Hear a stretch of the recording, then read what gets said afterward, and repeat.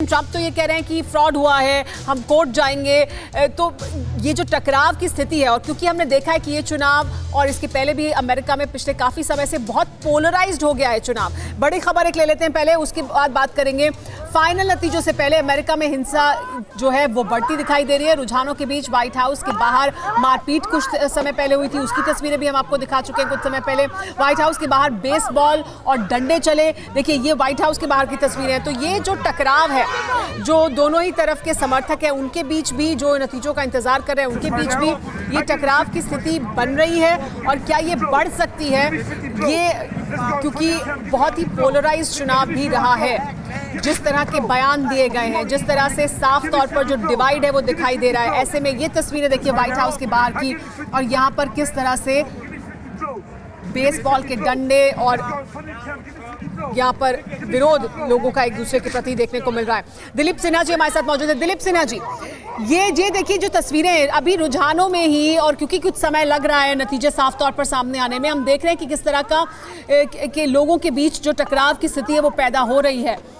और ये चिंताजनक है क्योंकि जो चुनाव है वो भी बहुत ज़्यादा पोलराइज रहा है। जिस तरह के बयान दिए गए हैं, जिस तरह से समर्थक दोनों तरफ के बिल्कुल अलग आमने सामने खड़े हुए दिखाई दे रहे हैं। तो क्या इस वजह से, क्योंकि बहुत पोलराइज चुनाव रहा, जो चुनाव के मुद्दे रहे और उसको लेकर एक दूसरे पर जो हमले रहे, उसकी वजह से क्या इस तरह की घटना है? ये जो ध्रुवीकरण की आपने बात की, पोलराइजेशन की, ये केवल इस चुनाव में नहीं है, अमेरिकी समाज में पिछले कुछ वर्षों से बहुत जोर से हो गया है।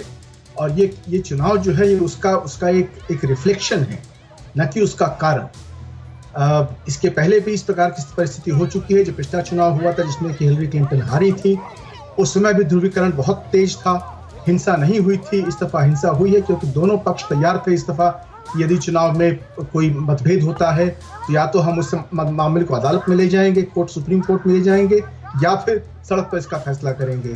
तो दोनों ही पक्ष इस दफा बहुत ही ज्यादा आक्रामक रुख अपना रहे हैं।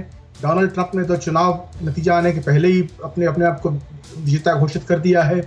उधर बाइडेन की स्थिति मेरे विचार में मजबूत नहीं है, क्योंकि जैसा जो चुनाव नतीजे आने वाले हैं उनमें ट्रंप आगे है बनिस्बत बाइडेन के। लेकिन डेमोक्रेट्स भी इस बात को मानने को तैयार नहीं है।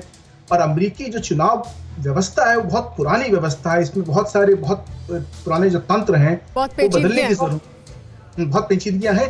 पेंसिल्वेनिया कहता है कि वो 3 दिन और लेगा चुनाव का नतीजा घोषित करने में। अब 3 दिन में उसके 20 इलेक्टोरल वोट हैं, उसके बिना शायद फैसला नहीं आ पाए। तो अब 3 दिन तक सबको इंतजार करना पड़ेगा कि पेंसिल्वेनिया के लोग के जो कर्मचारी हैं वो बैठ के काउंट करें बैलेट बॉक्स, उसके बाद जाकर वो नतीजा घोषित करेंगे। तो ये आजकल के युग में जब सब कुछ मिनटों में और सेकंड्स में होता है, उसमें ये जो व्यवस्था है, पुरानी व्यवस्था, ये चरमरा रही है। इसे बदलने की बहुत जरूरत है। ये पहले भी फ्लोरिडा में हो चुका है इस मामला, अब फिर हो रहा है। इस तरह की बात बड़ी दुखद है। क्या बदलाव इसके बाद हो सकता है, देखें हम, या नहीं होगा कोई बदलाव? क्योंकि अमेरिकी इस बात पे भी बहुत प्राइड महसूस करते हैं कि हमारा यही सिस्टम है, हम इसी सिस्टम के तहत चलते रहें, इसी पे चलते रहेंगे। क्या चलते रहेंगे या बदलाव करेंगे समय के हिसाब से?